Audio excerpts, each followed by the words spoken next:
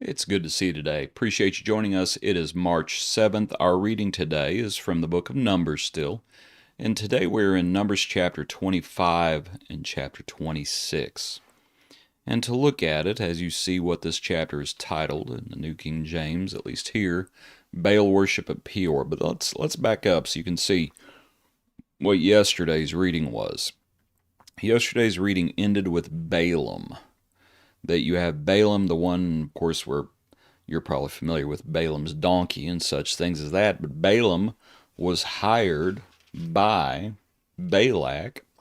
Earlier in chapter 22, Balak summons Balaam, and Balak wants Balaam to curse God's people.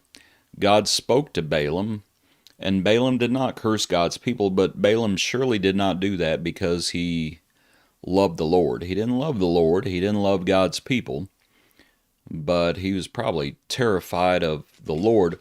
But Revelation talks about Balaam, and it's what it looks like happened was that no, Balaam did not curse God's people. Balaam actually ended up blessing God's people and prophesying.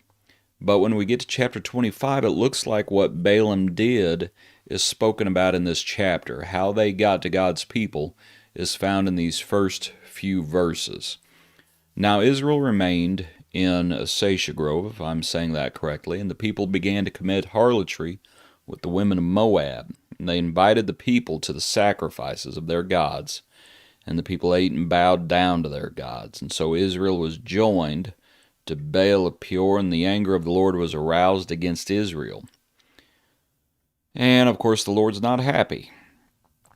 Take all the leaders of the people and hang the offenders before the Lord out in the sun, so that the fierce anger of the Lord may turn away from Israel. So Moses said to the judges of Israel, every one of you kill his men who are joined to Baal of Peor.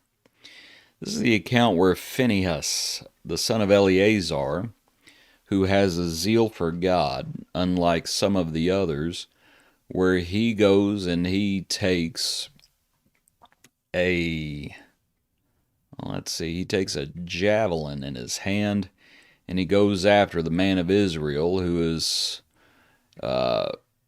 with the woman from Moab at that time. And anyway, you can read it for yourself what happened. Thrust both of them through with that javelin, so the plague was stopped.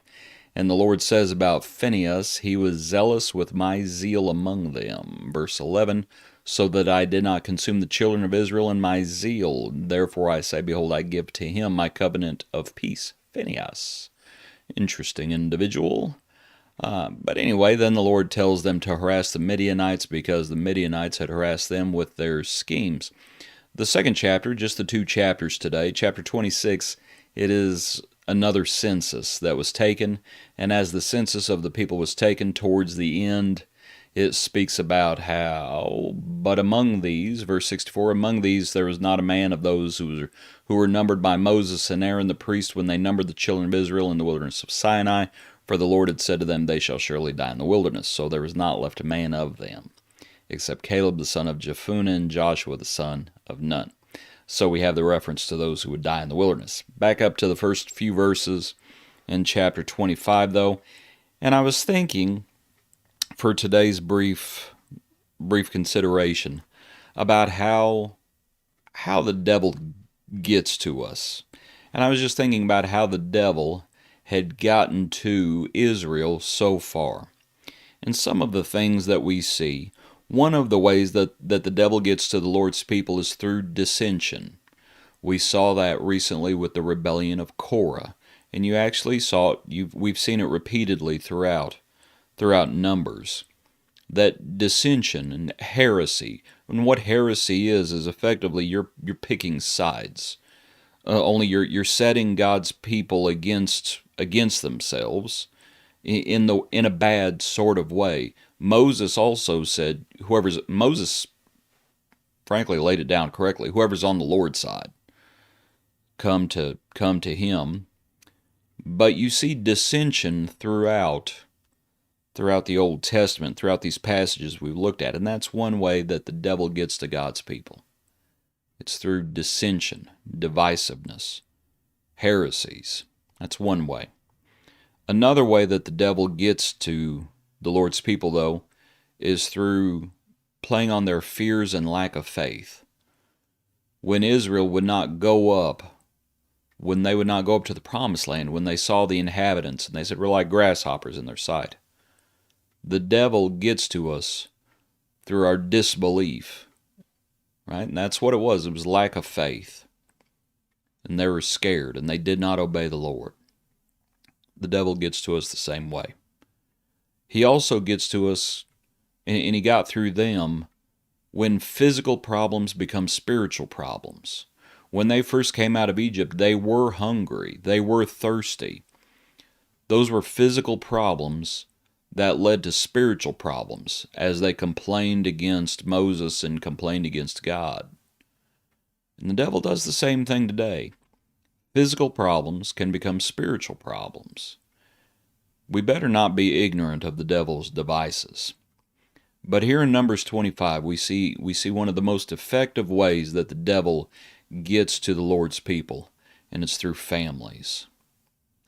And that's what the devil here, Balaam didn't curse God's people, but Balaam still got to God's people, and the way he did it was through what's spoken about in these verses. The people began to commit harlotry with the women of Moab, because the people of Moab invited the people to the sacrifices of their gods, and the people bowed down to their gods. Israel was joined to Baal of Peor. It was through marriages. It was through families. They were marrying these unbelievers, and these unbelievers, just like with Solomon, just like Solomon's wives turned his heart away from the Lord. Well, it's happening here as well. And this is how the devil gets to us. This is how the devil can get to us. That's why we need to this is why we need to be so careful with marriage. And we need to make sure that our marriages are what they need to be. And we need to make sure that we're not just being led by our desires and lust and cares of the world, or whatever the case may be. We need to make sure that we're not joining ourselves to the world. We better find, in our spouses, we better find someone who wants to obey God. We better make sure that in our marriages and as we marry, we want to be joint heirs, is what the New Testament speaks about. And here you can see Israel, they're having a lot of trouble. And God's not happy because their marriages are not what they should be. And therefore Israel is not what it should be. So it's a difficult count, but we need to make sure we're applying it to our own lives. So I hope this study's been beneficial for you. Appreciate you studying along with us. Hope you tune in for our next study. Thanks for being with us today.